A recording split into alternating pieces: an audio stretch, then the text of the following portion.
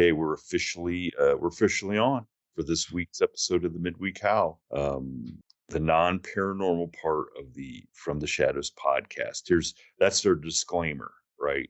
Even though I did just send you an article on Bigfoot, so there might be some paranormal talk. I don't know.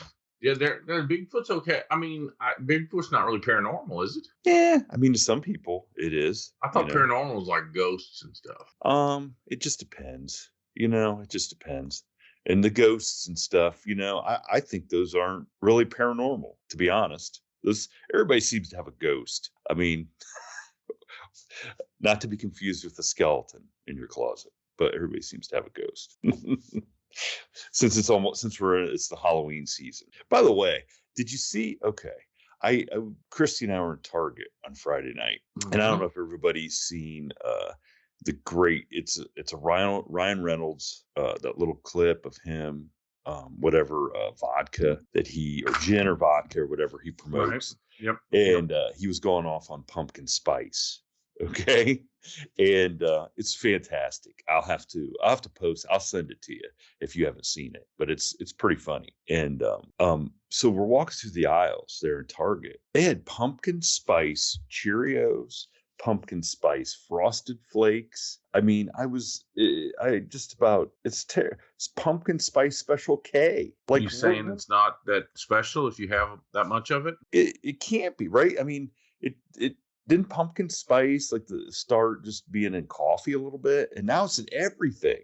It's just they're gonna ruin it. Man, I don't know. See, first of all, the fact that you went to Target, you start to veer off of the world I live in. And the second, and the second thing is, then you're worried about the pumpkin spice aisle. If I saw something that said pumpkin spice, I would probably be, I don't know if my brain could process pumpkin spice Cheerios or thing. It would probably it wouldn't even register. You know what I mean? There's some things that just don't register. You know what I mean? That does not register. Yeah, like I think a comedian does that. That has a little bit about a pumpkin spice candle. It doesn't taste like pumpkin spice. It just tastes like candle. So I was going to say, so then is it pumpkin spice then? Or is it just a marketing gimmick? I don't know, but what I think. I don't know, man, because I love pumpkin pie, but that's about the extent of it. You know what I'm saying? Once you put a shitload of whipped cream and stuff on it. Yeah, exactly. So, do you love the whipped cream or the pumpkin pie? I don't know. And I don't know that I love the pumpkin spice, because I think the spice, correct me if I'm wrong, that makes pumpkin pie so good is maybe like a little bit of cinnamon, right? It's totally cinnamon. It's got nothing to do with pumpkin. Because I don't think a real slice of pumpkin. This is what it brings me back to me. The movie The Jerk with Steve Martin. There's so many things that still fit today, right? Yes. Remember when he was being a carny and he was trying to guess the weight or whatever, and he was just giving away junk. And I don't remember how he says it, but the guy tells him he can give everything away from this point to this point. And he said, it's about making money. It's a money-making deal. I get it. So, there you go. It's not about your pumpkin or your spice. It's about separating you from your money. There you go. We figured it out. And for any of our listeners who have not ever seen The Jerk with Steve Martin, come on, dude. Please go watch The Jerk. If they haven't seen The Jerk, I don't want them as our listeners. They're not. They don't meet the minimum threshold. Yeah, but there might be some young. It's not up to me to educate the world. This world does not deserve us. Okay. Oh God. Yeah. Yes. There's people on both sides of the fence on that statement that yes, the world does not deserve us. What did the world ever do to deserve us? I'm telling you, this world. I mean, I was up there listening to some news, and it's just getting worse by the day. I mean, the stuff in Israel is. Oh, don't go there with me. Is crazy. Well, look. Well, first of all, I've tried to go and research and study the whole Israel thing. Okay. And it just comes down to religious ideology, right? I mean, no, dude. I mean, do I have to bring you back to The Jerk? It's all about separating me from my money. Yes. Why does Israel? Okay, how does Israel separate me from my money? Because the Palestinians have an almost endless supply of food, medical assistance, and energy from Israel. Did you know that? Like they supply it to them, right? Yes. Okay. Unfortunately, Hamas gets in the middle of the Palestinian people and the money train for the power, because there's no power in yes. So they choke that down. I don't really want to get in it. I was just thinking, this is why I said don't get me on it. Maybe it's time we park a couple 100 kilotons across the coast there, and then we won't have to worry about them for a few hundred years. Well, either side. So it's not really. So you're telling me it's not really the Palestinian people. I'm saying it's not religion. It's power and money, and they use religion to trick these people into dying so somebody else makes money and gets rich. That's what I'm saying. Okay. All right. So to segue out of the hot topic of Israel, but where's the shitload of ghosts today? But paranormal activity is high. Yes, it's getting higher. But we're going to segue into another, and I'm using air quotes, religion to separate you and me from our money, and that's the Amish. Because you like how I segued into that? You're just trying to bail before I say some bad shit because I want to nuke them all or leave them alone, one or the other, right? That's the only probably two. People are like snakes. You either kill them or leave them alone, because if you screw around with them, you're going to get bit. Bingo. So, Go ahead. Go ahead. Now just change the subject about the poor Amish. Go ahead. Because I posed this question to okay, so let's go back. You put an article for the people that don't follow you on Twitter, and I know we have some people that want to follow. It's your Ozark Howler, right? That's your handle on Twitter. Yeah, I think it is. I don't know. I'm not. Yes. Yes, it's Twitter, X, whatever it's called. Yeah. And because I tweeted that. You tweeted an article that what was it, Monday, they had the big emergency test signal that went out at 2:20, and which was another whole thing of people saying don't listen to it, turn your phone off, whatever signal they put out is going to be used to indoctrinate us all or something, whatever, you know what I'm saying. It's a national emergency alert system. Exactly. Kind of like the one they just used in Israel a couple days ago. But go ahead. God, you're going back to this. So anyway, just for the record, I am not for any of those armed conflicts. I watched a guy on, talking on the news today over video of his wife and 5 and 3-year-old being captured by these guys, this Hamas. It doesn't make any sense to me. Like if you want to go fight the army. Don't go fight women and 3 and 5-year-olds. And that's exactly why the average American should have zero opinion on those people over there. Okay, because you've got to bring it back so medieval that most people in our world cannot comprehend the response. The only thing that's going to change those people's mind is removing them from the face of the earth. So the fact that somebody would come in and take your wife and children like that tells you all you need to know. Does that make sense? So no, I'm not arguing that point. Okay, my point is that we're not in the medieval times. Not even over there. We're not, but they sure are. But they're not. Okay, because in medieval, they just brought it to them. Listen, they're not. What I'm saying is, they're not in medieval times. If they were in medieval times, they wouldn't have cable television, cell phones, and cars. That's what they are. They're medieval people with cell phones and stuff. I don't know. So is it a where they're at? Or I used to work for a liberal boss. He used to say perceptions of reality. If those people really believe that, and that's the way it really is for them, and you'd say, dude, it's not even right. You know what I mean?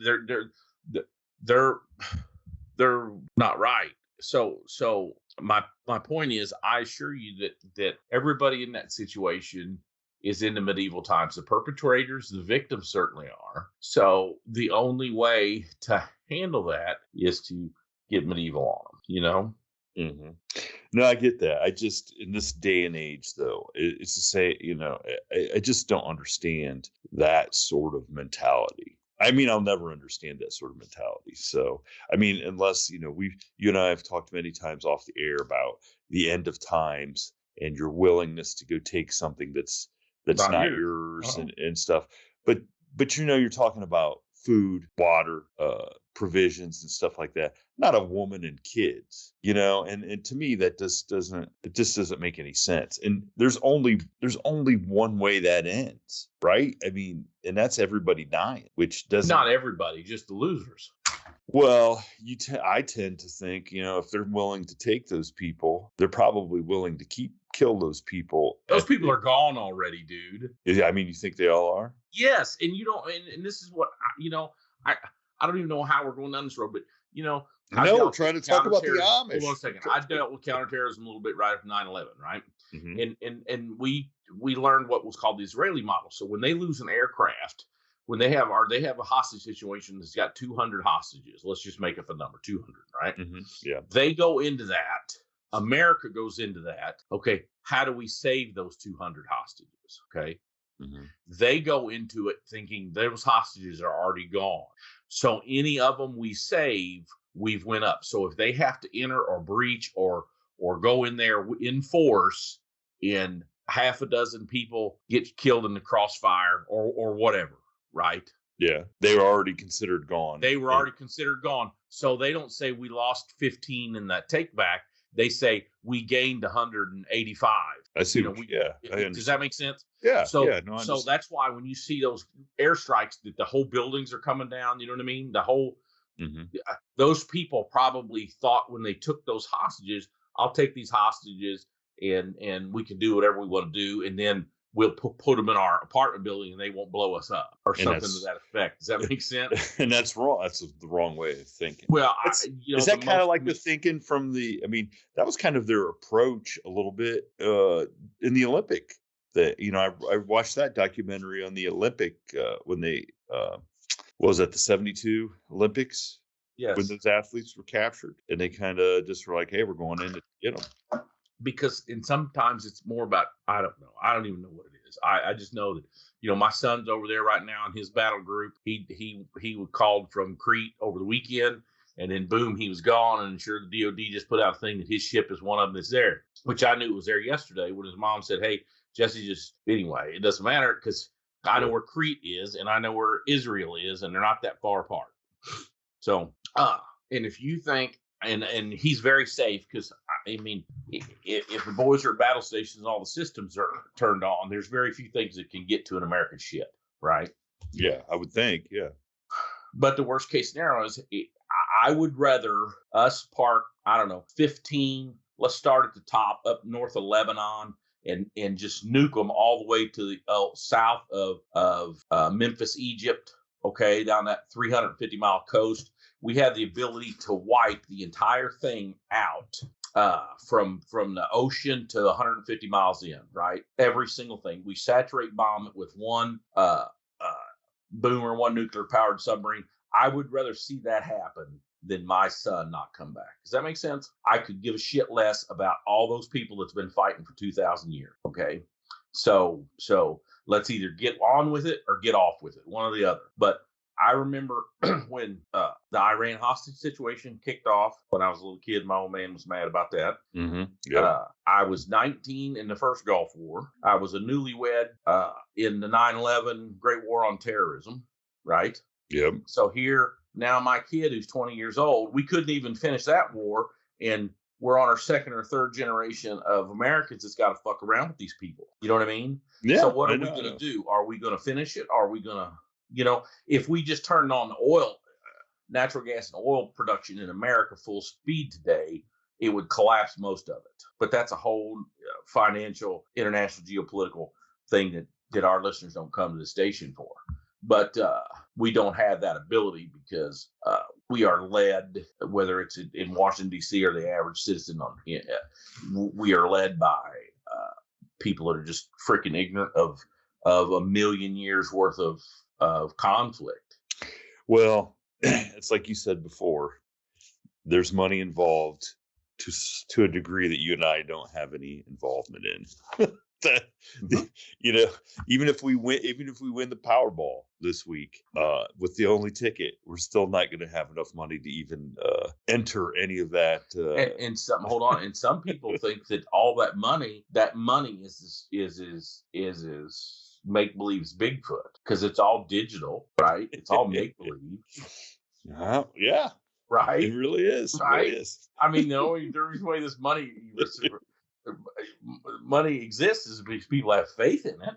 Exactly. Right. There's not much Do you behind believe there's one of these days the fiat currency people will be put rat hold with the paranormal people? Oh, did you hear that financial podcast where they think money's real? It's just paper. I don't believe in money. It's just paper. He believes in money. Oh, don't mess with him. He's a money believer. He's a money believer. We just drive around, so people that have, their Sasquatch sticker on their back window, they'll have a dollar sticker. Holy shit. He actually believes in $1. You think you're going to find some money?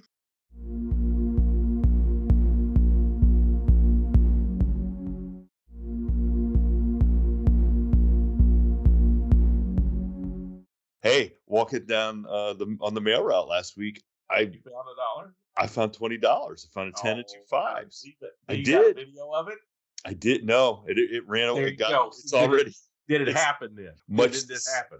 Much the same way a Bigfoot crossing the road happens. It came and went so quickly. I wondered if I really saw it. Did anybody win the Powerball yesterday? Because I thought I won. No, nobody won it. It's still going strong. 1.5 billion. Which leads. I was buying a Powerball ticket. Hold on, I'm gonna tell a story on myself. I wasn't gonna tell it, but I decided I'd freshen up since I just talked about nuking a couple million people. I'll show you my lighter side. Okay. I walked into Casey's to buy a slice of pizza and a soda the other day, Saturday afternoon, and I'm waiting in line, and the gal that was checking out, there was one gal checking out, and there's 2 or 3 people, and I'm watching them, and she kind of looks overwhelmed, and she's a big, heavy black gal, which doesn't mean anything to most of your listeners, but 25 years ago, there was no African Americans here in the county I live in. Okay. Yeah. So now, somebody like me who's has a lifelong history of the area, I always say, hey, where are you from? Because I know they're not from here. You know what I mean? Yeah. So I to try to cheer her up a little bit when I got there. I said, hey, where are you from? And she said, Clarksdale, Mississippi. I saw all this great fishing down there. And she said, yeah. I said, you doing okay? And she said, no, I'm not. Now, the lead up to this is I got my wallet out, and I've got a $5 bill, and I've got a $100 in there. And it's probably been a long time since you had a $100 bill because you work for the post office, but you try not to break them. You know what I mean? Because if you break it, it's done. It's gone. Done. Yeah. And I've had that $100 bill in my billfold for weeks. Yep. Right. So I'm sorry. I had a 10. I had a 10 and 100. And I was trying to think of what am I going to do? But maybe I need, because if I go to this band competition, my daughter was in a band competition on Saturday. I'm thinking, are the concessions? Is there going to be concessions? Sometimes you can't get a $100 bill broke. Do I break it here where I know she's got change? All this is going through my head. Yeah. I get there. She's overwhelmed. I say, where are you from? To try to break the ice. She said, Clarksdale, Mississippi. And now there's nobody behind me. So now she's went through this whole line of customers, it's just me and her. And I said, well, what's going on? She said, oh, my daughter's, she says, I'm kind of depressed. My daughter's on me. And I said, what's wrong with your daughter? She said, well, she wants to go to the trampoline park when we get off work. When I get off work, she keeps texting me and about mommy take me to the trampoline park, and mommy can't take her because I said, why not? She goes, well, mommy ain't got no money right now. I got to wait till I get paid. So, and it's my daughter's birthday, and I'm really depressed about it. So, and as this is going on, I give her the $10, and I said, hey, I need anything else? I need a Powerball and a Mega Million. So I basically waste this entire $10. By the time I get a slice of pizza, a medium Coke, Powerball, and Mega Millions, I've wasted just $10. She's giving me like $2.65 back or whatever. So I put the change in my pocket. I'm putting the $2 next to that $100 bill, and I just pulled that 100 out, and I said, and I forgot what her name was. I read it on her tag, and I handed her that $100 bill. And I said, you take her to the trampoline park when you get off work. she just started bawling. She was, "Oh my God, I'm crying. Are you serious?" And I said, "Yes." I said, "I don't want you paying no bills. I don't want you wasting that money. I just want you to take her to the trampoline park and spend it on her birthday." And I walked out, and as I was driving, eating my pizza, trying to keep the AirPods in my, I thought that I paid for it. I'm going to win the Powerball because of that. Well, the bad thing is because you thought that. Now you're not. I didn't think it till after I did it. No, so but I didn't jinx myself. It was after. But you know what? You know what though? That's a great thing. I applaud you doing that. You know, because I don't know if a lot of people would do that. But I mean, that $100 and this is what I thought in my head. Made somewhere her day. Today, this is what I thought in my head. Somewhere today, you're going to break this 100. It's going to be gone by tomorrow anyway. Yeah. So what's the difference? What's the difference? It might have saved my life because it kept me from eating $40 worth of junk food. I know. I thought as you shit, right? I thought as you said you described drinking the Coke and eating the slice of pizza. Well, what's it matter if you do win the Powerball? You're gonna die from eating that pizza. I'm gonna tell you something. We're all gonna die, Shane. We're all gonna die. So I perfectly segued back to the Amish earlier. How do we segue That's back? because I was saving them because they have a near and dear place in my heart, Amish. The Amish. I spent a lot of time around the Amish when I was young, not Mennonites, and there's a few of my listeners will know the difference. Okay. Oh yeah. Okay, the Amish in North Missouri, I spent a lot of time with as a young man because my dad was a horse and mule guy, and they had phones. Because I asked my dad, I remember them having to go down, ride a horse and buggy or a horse down to this 6322 junction there north of Columbia, Missouri, and out south of a town called Clark, Missouri. They would go down there and use the phone to call my dad to get my dad to haul something. My dad moved a lot of them back in the old days. You know, they moved around to usually either Wisconsin. When they left Missouri, they were either going to Wisconsin or Pennsylvania or vice versa. You know what I mean? Yeah. And my little brother, to this day, my car dealer brother, hauls a lot of stuff for them. But as time progressed by, so 20, 30 years later, as a trooper, I was a trooper stationed in North Missouri there was two phones that I remember. The guy that ran the milk barn had a phone for emergency purposes, and the guy that ran the harness shop, and when I say had a phone, it was hung on the wall. It was a corded phone, right? So it was out in the open for the, and these two were elders in the community, and it was for calling fire and emergency, you know what I mean? It was for like emergency use only. Yeah, exactly. And so I wasn't surprised that they had phones. So the story went that a bunch of Amish guys were getting ridiculed by the community because when the emergency alert went off, it busted them for having secret cell phones in their pocket or in their buggy or whatever. and when I was talking to Christy and stuff about that, I said the best part of it is because they don't watch the news or on the internet. They had no idea this was coming to even turn it. Right. And that's what I told you. I said, why didn't they just turn the notifications off? And you were like, dude, they didn't even know that this was coming or this was even. And you're right. They probably did not. No, and they didn't. And it did. And I don't know that it mattered what you did to your phone. I think it was still going to go. It was still going to go, like, even if you had the volume turned down, that it was still going to be super, still going to make it an alert that you could hear. And, of course, they didn't have Facebook with all the people telling me, don't listen to it because I'll, be indoctrinated. And it's, how the government's going to control us through the emergency alert notification.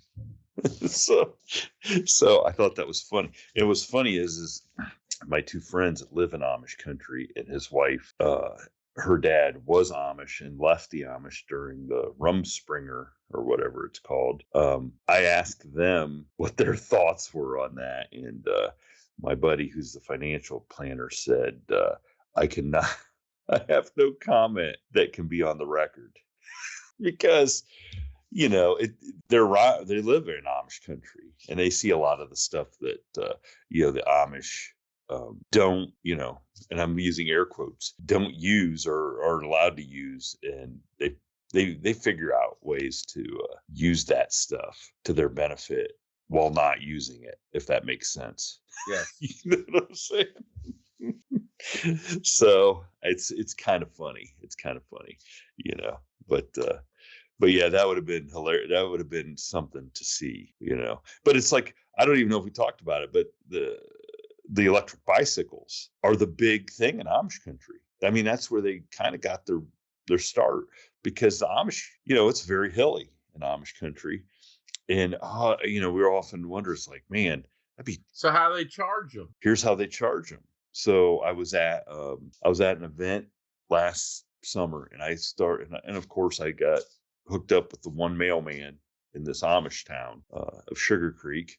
And he was complaining he'd almost hit like 3 or 4 Amish kids on these electric bicycles, because they just go whizzing around. You know, they don't drive, so really, you know, so they don't understand. So they don't get good at it. They don't get good at. They don't get good at obeying traffic laws, and so they're zipping around him in the mail truck and stuff, and he's almost hitting them. And so then and I asked him, I'm like, how do they charge these things? They got generator? That doesn't even make sense. And he said the one gas station downtown in Sugar Creek noticed their electric bill had jumped up in this 1 month, and they could not figure it out until they went out back the one day during a lunch. It was like the lunch hour, and here the Amish people had come in, you know, on their lunch, came in to eat. Well, they just plugged their bicycles into the outlet in the back of the filling station and charged their bikes as they went down the street to the diner to go eat lunch. And the guy's like, you know, he goes, I don't know that they understand that costs money. He goes, I just think they think it's free, and they don't understand that it really costs somebody money for that electricity, because they just don't have any experience around it. And you know what that makes them to me? Just a typical EV user. They must be all Democrats. Oh, man. Come on, man. Come on. You know? Oh, geez. Yeah, I mean, that's just that sums up the EV market right off the bat to me. Now wait a second. You say that, but then we had a sponsor that leaned way to the right, who was selling a solar powered generator. Okay. So to me, that's totally like, whoa. Obviously he has solar to charge his own thing. I know, but they're the ones that wouldn't, you know, they're the ones that, well, we don't need solar power. We just need, you know, we got coal, and we got, you know what I'm saying? Well, did you see where Kansas has got to, you know what I'm saying? Turn on a coal plant just to, you know, they're going to start making some solar panels in Kansas, and the production, the energy draw in the production is so big that they have to add on to the coal plant that's making the electricity to build the solar panel. So I got a good friend of mine's got a Tesla, and he's got an off-grid charging system for that Tesla. He's got a fast charger at his house, plus he's got the ability to charge it on the grid, off the grid, by a giant. Iron Edson's a company. They just went out of business. Iron Edson batteries and solar. But to plug in his Tesla at his house is like running your 220 volt electric dryer on high for 8 hours. So it adds between $700 and $900 a month to his electric bill just to charge his car at home, unless he does his solar charging outfit. But he's got $130,000 in solar charging stuff. So what you're saying is we're just all screwed. It don't matter. Unless you're an Amish guy, I guess, on a horse. Thank you for tuning in to this week's episode of the From the Shadows podcast. Until next time, never shy away from the darkness or what may be lurking in the shadows. We are out. Ha ha ha ha ha ha ha.